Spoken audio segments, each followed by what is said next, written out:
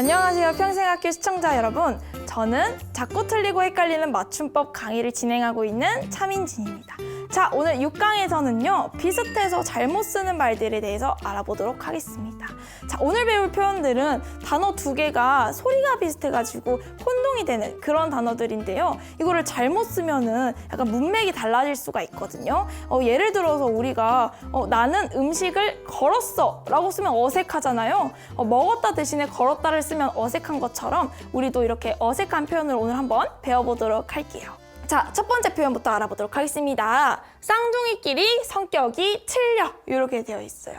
자, 우리가 성격이 쌍둥이지만은 한 명은 소심하고 한 명은 소심하지 않고 요거를 말하고 싶었던 것 같아요. 근데 성격이 틀려라고 하면 안 됩니다. 어떻게 쓰면 되시냐? 틀려 대신에 달라를 써주세요.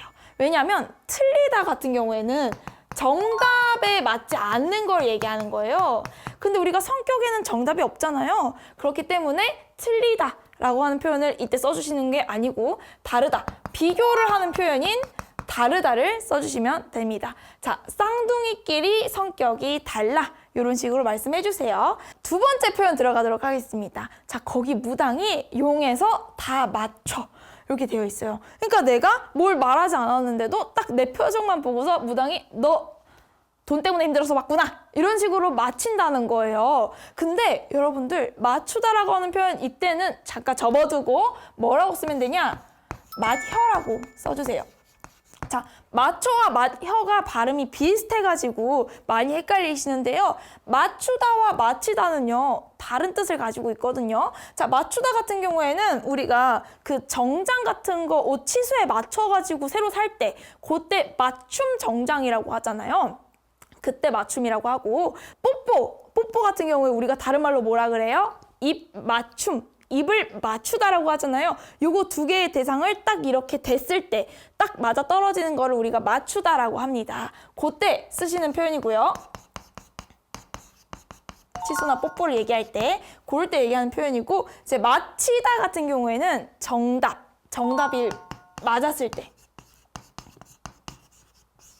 자, 정답이 있는 표현에 맞히다를 쓰는데요. 내가 돈 때문에 힘들다는 그 답이 있었잖아요. 근데 그 답을 무당이 딱 알아준 거니까 이때는 정답을 맞히다라고 표현해 주시면 되겠습니다. 자, 이때 우리가 이 맞히다가 조금 외우기 힘드실 수도 있어요. 자, 그러면 우리가 어떻게 외울 수 있냐? 제가 또 꿀팁을 드릴게요. 자, 정답을 맞히고서 히히히 웃는 사람의 모습을 생각해 주시면 됩니다. 정답을 맞히고서 웃음이 나잖아요. 어떻게 웃어요? 히히히. 자, 정답을 맞히고서 히히히 웃는 사람의 모습을 상상해 주시면 됩니다. 자, 맞추다, 맞히다. 여기까지 정리되셨나요? 네, 정리되셨으면 다음으로 넘어가도록 하겠습니다. 자, 다음 표현은 우리 EBS 평생학교에서 잘 가리켜. 자, 이 표현 어디가 들렸을까요? 네. 평생학교에서 잘 가리킨다라고 할 때는 약간 뭔가를 알려준다는 뜻이잖아요. 수업을 되게 잘하더라, 잘 알려주더라 이런 식의 표현이니까 가리켜가 아니라요, 여러분들 가르쳐라고 쓰셔야 됩니다. 자, 요거 알려드릴게요. 자, 가리키다와 가르치다가 뭐가 다른데? 라고 물어본다면 대답해 주는 게 인지상정. 자, 가리키다 같은 경우에는요, 우리가 약간 손가락으로 이렇게 지목하는 걸 얘기해요. 자, 널 가르쳐, 날 가르쳐, 저기 책상을 가르쳐, 여기 뭐 카메라를 가르쳐, 이렇게 가리키다, 손가락을 가지고 뭔가를 딱 지목할 때 그때 가리키다라고 하는 표현을 쓰는 거고요. 가르치다 같은 경우에는 알려주는 거예요. 그러니까 선생님과 관련된 표현이에요.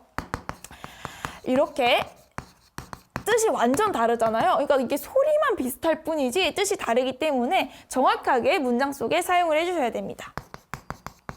손가락, 지목. 자, 이렇게 평생학교에서 잘 알려주더라는 어떻게 쓴다? 평생학교에서 잘 가르치더라, 가르쳐 이런 식으로 써주시면 되겠습니다.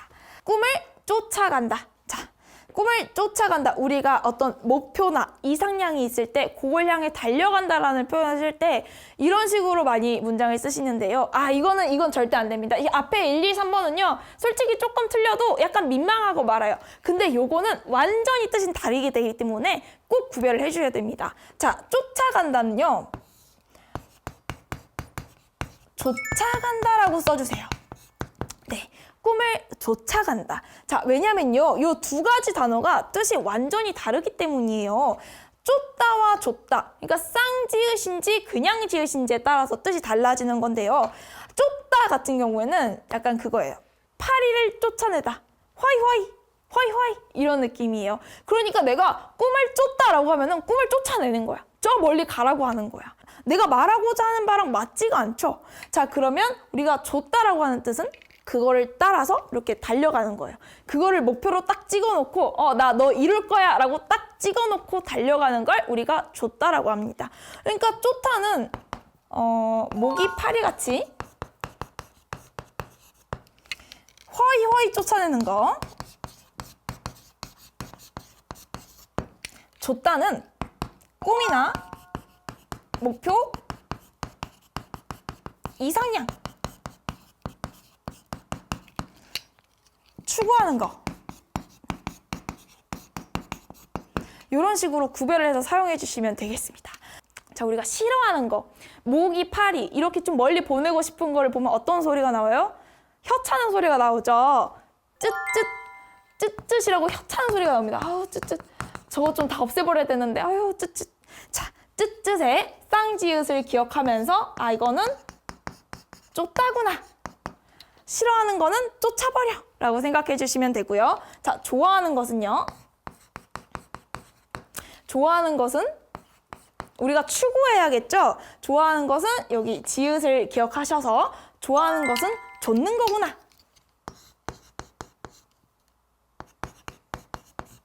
이렇게 외워주시면 되겠습니다. 자, 싫어하는 거 쯧쯧 쫓다. 좋아하는 것은 가까이 하는 거니까 줬다 라고 써주시면 돼요. 네, 다음 표현 더 이어가 보도록 하겠습니다.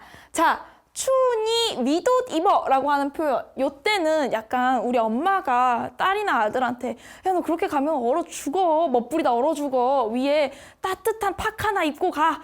이렇게 얘기를 하는 것 같은데요. 자, 이 파카나 겉옷 같은 거 얘기할 때는 우리가 위옷이라는 표현을 쓰지 않습니다. 어떤 말을 쓰냐면 우옷을 써요. 그런데 그렇다고 해서 또 위옷이 없는 말은 아니란 말이죠. 여기에서 우리가 헷갈리는 거예요. 자, 위옷이랑 우옷 뭐가 다를지 우리 한번 살펴보도록 합시다. 자, 우리가 위옷이라고 얘기를 할 때는요. 셔츠나 티셔츠, 블라우스 이런 것처럼 바지랑 대칭해서 입는 걸 얘기를 해요. 그러니까 바지가 하의의 개념이라면 이 상의의 개념을 우리가 윗옷이라고 합니다. 그러니까 아래와 위에 대비가 있는 것을 윗옷이라고 해요. 티셔츠, 셔츠, 블라우스 등등등. 자, 그러면 웃옷은 뭘까요? 방금 말했다시피 웃옷은 약간 그 겉옷, 코트나 패딩이나 이런 걸 의미합니다. 겉옷. 자, 그러면은 우리가 여기에서 또 알 수 있는 윗과 웃의 차이점이 있어요. 자, 윗과 웃. 자, 우리가 입술 얘기를 할 때 입술 아랫입술 있고 그 위에 뭐가 있죠? 윗입술이 있습니다. 치아에 대해서도 얘기를 할 때 아랫니가 있고 그 위에 뭐가 있죠? 윗니가 있습니다. 그런데 우리 여러분들 어른 같은 경우에는 윗어른이라고 하지 않고요. 웃어른이라고 해요. 자, 요거 차이점이 뭘까요? 바로 윗이 붙는 것들에는 반대되는 개념, 그러니까 아래의 개념이 있어요. 윗입술의 개념, 윗입술의 반대 개념, 아랫입술, 윗니의 반대 개념, 아랫니 이렇게 되는 거죠. 근데 웃어른 같은 경우에는 여러분들 반대 개념이 있나요? 아랫어른이 있나요? 아랫어른 없습니다. 그렇기 때문에 웃어른을 써주시면 됩니다. 그리고 막 그것도 있어요. 그 돈 같은 거 내가 만약에 이 친구한테 4,000원을 줘야 되는데 돈 좀 더 얹어서 5,000원 주는 경우 있어. 그럴 때 뭐라고 해요? 웃돈 얹었다라고 합니다. 웃돈 얹었다. 아랫돈은 없잖아요. 그렇기 때문에 그 대비가 없는, 대칭이 없는 말에는 웃을 써가지고 웃돈, 윗돈이라고 하지 않고 웃돈이라고 한다. 자, 여기까지 윗옷과 웃옷, 윗과 웃에 대해서도 알아봤습니다. 자, 다음 걸로 넘어갈게요. 자, 그거 마실 때, 요거는 뭐가 틀렸을까요?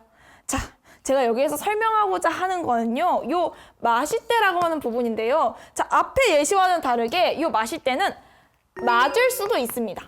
맞을 수도 있습니다. 자, 그리고 이렇게 써야 될 수도 있습니다. 이 마실 때가 틀리고 이 대가 맞을 수도 있어요. 이게 무슨 말이냐? 자, 마실 때와 대. 어휘를 쓰는 것과 아이를 쓰는 거에 대해서 약간 어감 차이가 있긴 한데요. 이 맛이 대는요, 내가 직접 경험한 거야.